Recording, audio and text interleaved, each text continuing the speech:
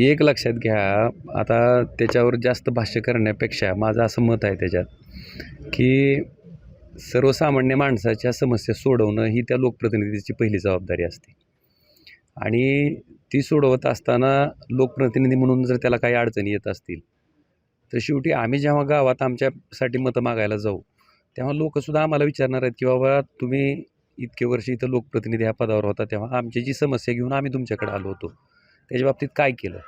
आणि मला वाटतं त्यांच्या समस्याला वाचा फोडण्यासाठी त्यांच्या समस्येसाठी काही राजकीय निर्णय कुठल्या माणसानं जर घ्यायची आवश्यकता त्याला वाटली तर मला वाटतं की ज्यांनी ह्याच्या बाबतीत भाष्य केलं आहे त्यांना ह्याच्या बाबतीतली सखोल माहिती असेल किंवा ज्यांच्याबद्दल भाष्य होतं आहे त्यांना सखोल माहिती असेल, पण मला ह्याच्या बाबतीत कुठलीही माहिती नाही. एक प्रश्न आहे, ओके पॅटर्न जिल्ह्यामध्ये आहे तुमची फार चांगली मैत्री, तुम्हाला काय वाटतं? मैत्री आहे ना, एक सोबत त्या पक्षाची आवाज तुम्हाला वैयक्तिक लक्षात घ्या, गाडीत बसावं राजकीय निर्णय काय घ्यायचा हा त्यांचा स्वतःचा प्रश्न आहे. मला काय वाटतंय अजून आता हे काय का मित्र म्हणून माझी मैत्री त्यांची कायम आहे. त्यांनी काय करावं, त्यांचा राजकीय निर्णय काय असावा ह्याच्या बाबतीत त्यांना स्वातंत्र्य आहे. त्यांच्या त्यांनी योग्य वाटेल त्या पद्धतीचा निर्णय ते घेतील.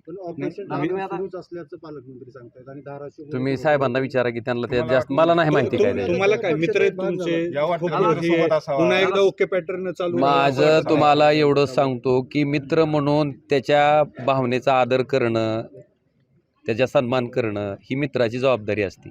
त्याच्यामुळं मैत्री आहे ना, मैत्री 100% कायम आहे. पण राजकीय निर्णय घेण्याच्या बाबतीत त्यांना जे वाटतंय तशा पद्धतीचा योग्य निर्णय त्यांनी घ्या.